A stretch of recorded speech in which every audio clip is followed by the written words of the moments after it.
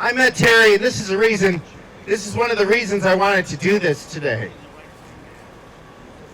Terry's been a friend of mine for at least 6-7 years. And when I met Terry, she's a gardener, and she's very good, by the way.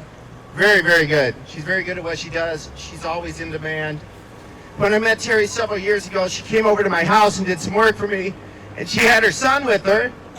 And he was a very nice man, young guy.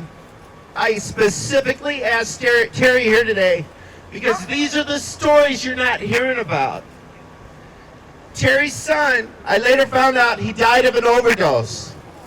He's one of the victims because we have open borders. And he's one of the victims who died of a heroin overdose.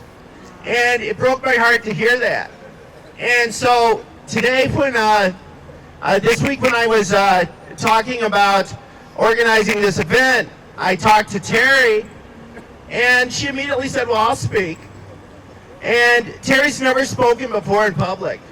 She's never really told this story. And she shared one story with me this week about, Terry's voted Democrat her whole life, right? And she was, we've had a shutdown now for 15 days, and I'm glad you've all survived it so far. But Terry told me about how she was in a cab. Maybe you could tell that story real quick at first, and then we'll get into some other things. But she told me this great story as I was talking to her this week.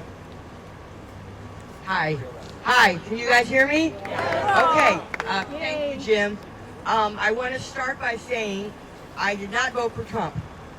Will I vote for Trump the next time? Yes. I am an embarrassed liberal. I am an embarrassed liberal. And what started me putting the cap story, was the opioid crisis, because I'm reflecting on my son Jason. Donald Trump did what Barack Obama didn't do, what the Clintons didn't do, what Bush didn't do. He declared an opioid crisis.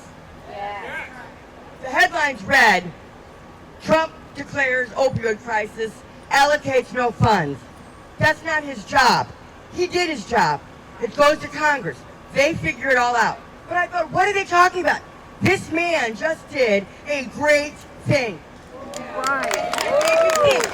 And you cannot do anything without criticism, anything good.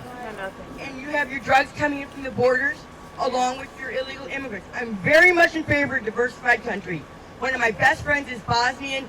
We are lucky to have him. He's a proud American. He's a great asset to this country. He did it like that other gentleman did, the right way. I was in a taxi cab a week or so ago, and there was a black man who picked me up, and we were talking, and the news came on, and I said, oh, the wall. He says, well, I'll tell you about the wall. I'm a veteran. I'm a proud American. We need that wall. We need that wall. Other countries protect their borders. Can you imagine if we tried to go to another country? We could get our heads chopped off. It's unheard of. And it's not why, it's why not. Do it. Build the wall. Stop the crime. Come in the right way. We want you to come in. Just do it the right way. Thank you so much.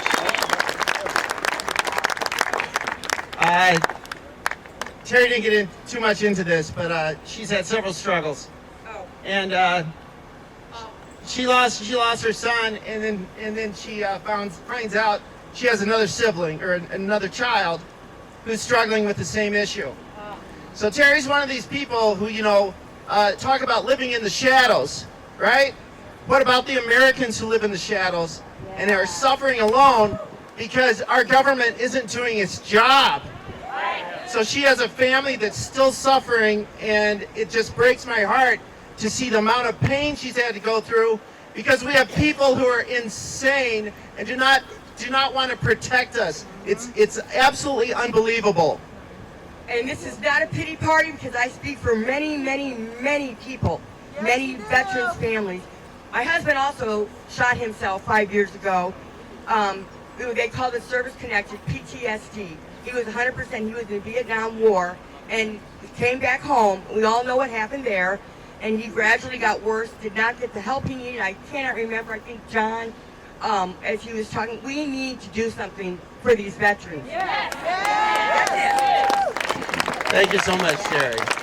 I really admire her for coming out today because she's one of these people who's really suffering because of our lousy policies, right? It's time to protect the American people.